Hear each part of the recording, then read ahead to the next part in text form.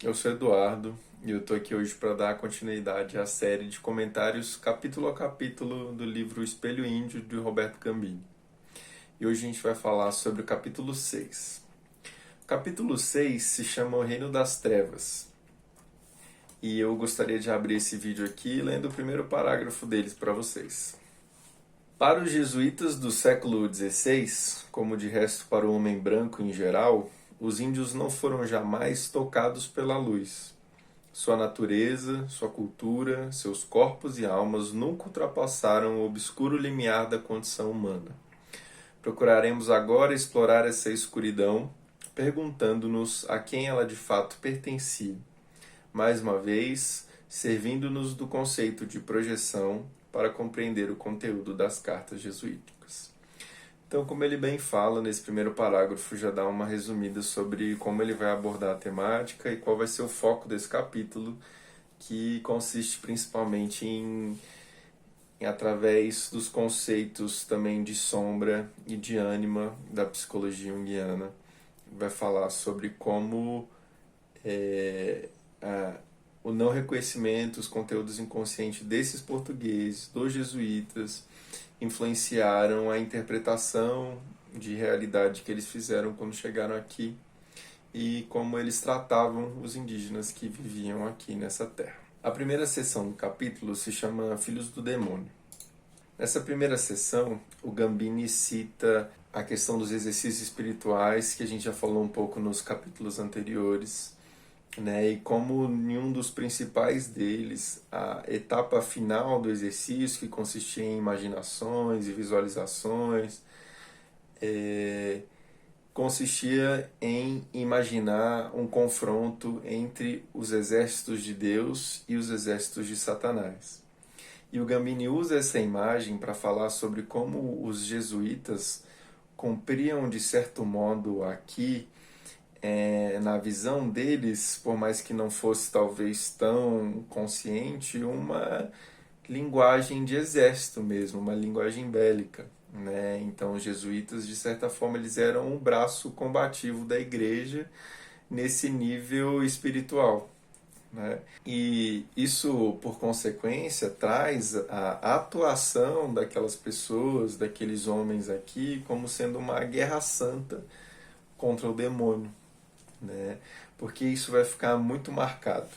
O Gambini cita, inclusive, né, que como eles chegaram aqui e encontraram pessoas que nunca tinham ouvido falar do Deus, né, desse suposto Deus deles, a conclusão imediata era de que eles faziam então parte da falange do mal, né, são os inimigos, os que estão do outro lado, né? Então essa seria uma projeção que o Gambini usa para fazer um retrato, inclusive, que através dessa cisão de opostos, a gente pode ter uma leitura muito característica do que era e ainda é, né, a psique dita civilizada, né, em que uma das questões principais que estava em jogo era a questão da salvação contra a perdição. Aqueles que seguiam o caminho de Deus, o caminho da igreja, e quem estava do outro lado era um servo de Satanás. E ele realça também que essa questão moral, essa polarização entre o bem e mal, era uma questão moral da psique dos jesuítas, né? Então, para as tribos que viviam aqui, claro que englobavam, né, questões sobre o que era bom ou ruim, mas não nesses termos, né? Essa é uma lógica que foi construída e tem uma tradição lá, né, que vem junto com essa tradição aí do cristianismo.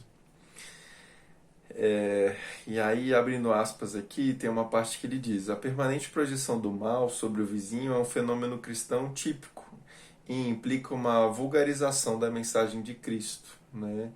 Nessa incapacidade de reconhecer o mal nele mesmo. Esse aqui é uma passagem super atual, né? Esse braço cristão que ainda é parte constituinte assim na nossa cultura, né? ficou muito claro, assim, mais uma vez, né, como esse jogo dicotômico que facilita uma projeção no outro de maneira muito rápida, muito simplista, muito massificante, de que quem está do outro lado é mal, é o inimigo e precisa ser abatido. E aí ele traz uma outra dimensão na esfera psíquica de que como o mal ele não podia ser visto como parte integrante daquelas pessoas, daqueles jesuítas, daqueles homens, cabia às sombras dessas pessoas serem projetadas concreta e externamente no outro, no caso nos indígenas que viviam aqui. Aí o Gambini complementa que um dos problemas centrais dessa projeção do mal implicava diretamente na expectativa de que os indígenas largariam as suas mentiras, né, para viverem as verdades do colonizador. Isso estava no cerne daquela dinâmica ali e no senso de missão que os jesuítas estavam levando para frente. E aí ele vai dizer que o que castigava os indígenas era justamente essa inconsciência destrutiva, a sombra não reconhecida e a sede de poder desses colonizadores. Em uma das cartas que o Anchieta escreveu, ele inclusive dizia que aqueles indígenas poderiam ser persuadidos pelo diabo de que a igreja estava ali para sua destruição, o que resultaria no fato de que os não batizados seriam mortos e os batizados tornariam-se escravos. E isso que o Anchieta descrevia ali como sendo uma espécie de truque do diabo acaba por se revelar, né, anos depois, com a nossa compreensão, como a verdade do que aconteceu. Então é interessante como essa dinâmica já estava ali, isso era expressado, isso de certo modo circulava a consciência daquelas pessoas, mas como essa instância estava diretamente associada a uma suposta tentação do diabo, isso não apenas fazia com que toda e qualquer violência ali fosse justificada, mas como que dava um senso de ainda mais certeza, né? Dentro dessa percepção de mundo ali, para que eles continuassem fazendo o que estavam fazendo, né? E utilizassem de toda sorte de violência, desrespeito mesmo à condição humana ali. A segunda seção do capítulo se chama A Sombra dos Jesuítas. E ele vai usar essa seção para dar enfoque principalmente na figura dos pajés, encarando os pajés justamente como a sombra dos jesuítas, no sentido de que eles estavam para os indígenas mais ou menos como ali essas pessoas do clero ali, né?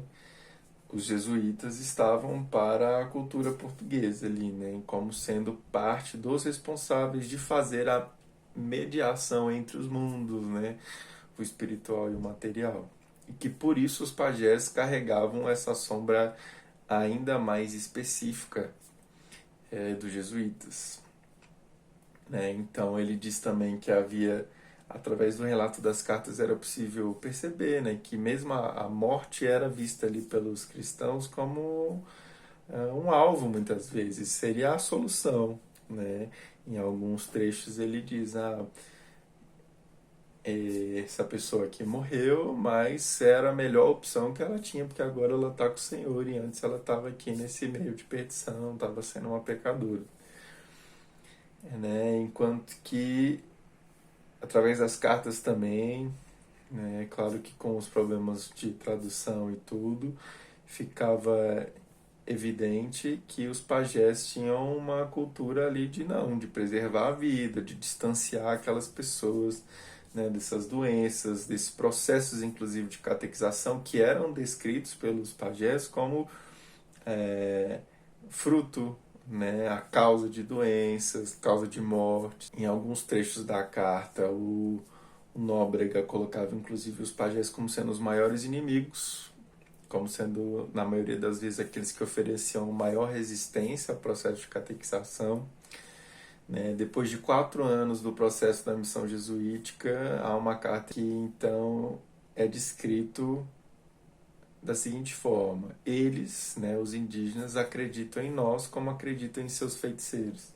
Então, como boa parte desse processo de colonização foi de tirar, de colocar os pajés em descrédito, de matá-los também, de prendê-los, e ir substituindo esse papel com os próprios jesuítas, né, os padres, e que inclusive também foi descrito em cartas ali que uma das soluções que eles viam era justamente aplicar a violência física contra os pajés, né, e que isso fosse visto pelos outros como forma também de uma coação ali através dessa violência. E através dessas mesmas cartas, 10 anos depois desse processo de início dessa conversão, dessas conversões, o chefe das missões tinha sido substituído, há uma leve mudança ali da postura, como deveria ser tratada essa questão, em que a antiga postura de associar muitos pajés com os poderes do demônio, né, do diabo,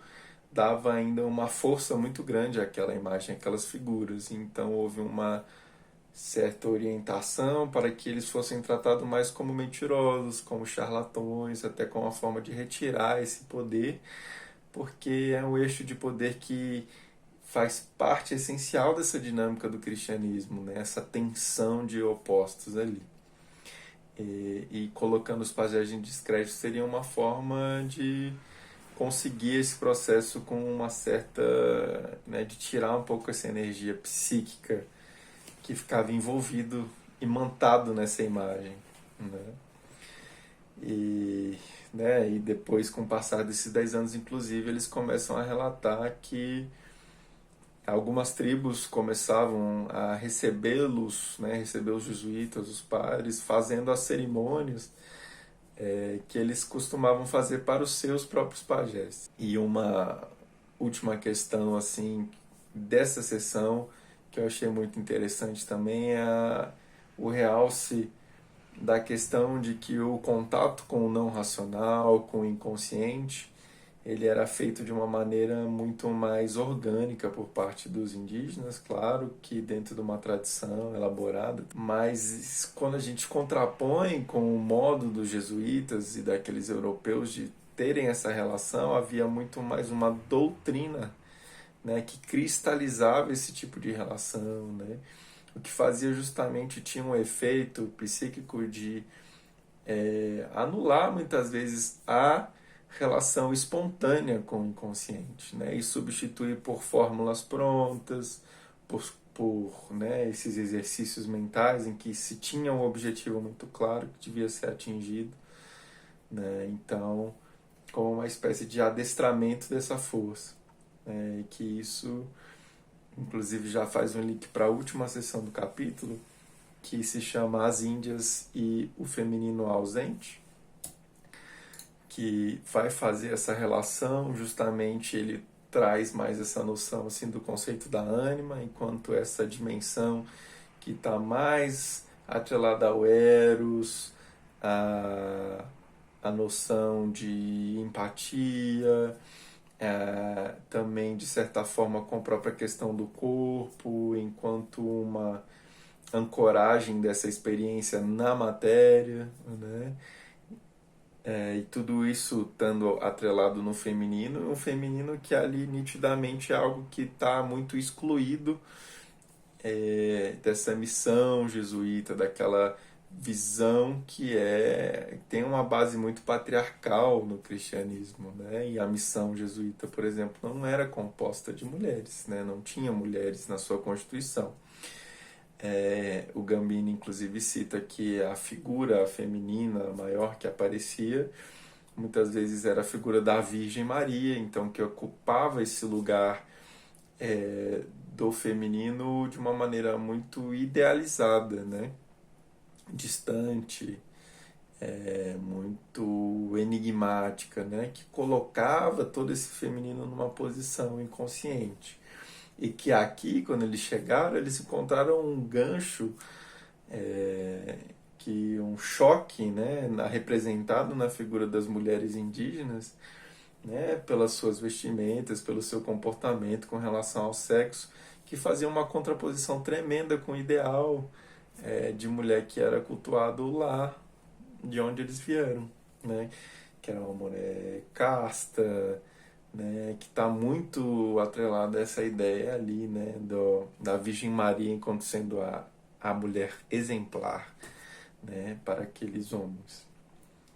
E que nesse sentido, então, essa mulher real, indígena da época, ganhou uma projeção muito intensa de todo esse inconsciente, essas questões femininas, sendo atrelado também através desse relato de cartas, das cartas como figuras muito amedrontadoras. Havia-se inclusive a indicação de que os homens não andassem sozinhos, porque as mulheres estavam ali espalhadas e elas eram nessa fonte de pecado, elas eram más.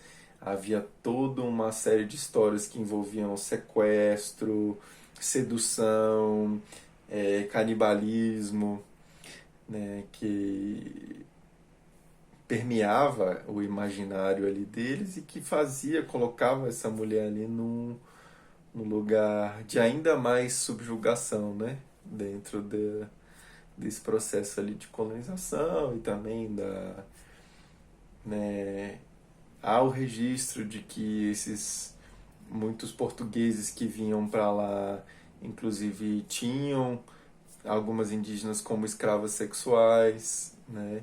Que não era tanto a princípio que os jesuítas, a postura dos jesuítas, porque essa questão do sexo tinha toda a questão do celibato, mas que estava junto ali, né? Desse processo, dessa colonização, né? Dessas pessoas, desses corpos, dessa cultura. E aí, em determinado momento, Gambini também traz uma passagem do Jung, e no livro dele, o Aion, que ele vai dizer que a era cristã é muito marcada por essa questão da dualidade, desse choque de contrários, e como isso é constituinte dessa consciência ocidental. Bem, e é isso. Esses são os comentários que eu queria fazer desse capítulo. Convido vocês a assistirem, a gente está chegando no final dessa série. Muito obrigado pela sua atenção e até a próxima.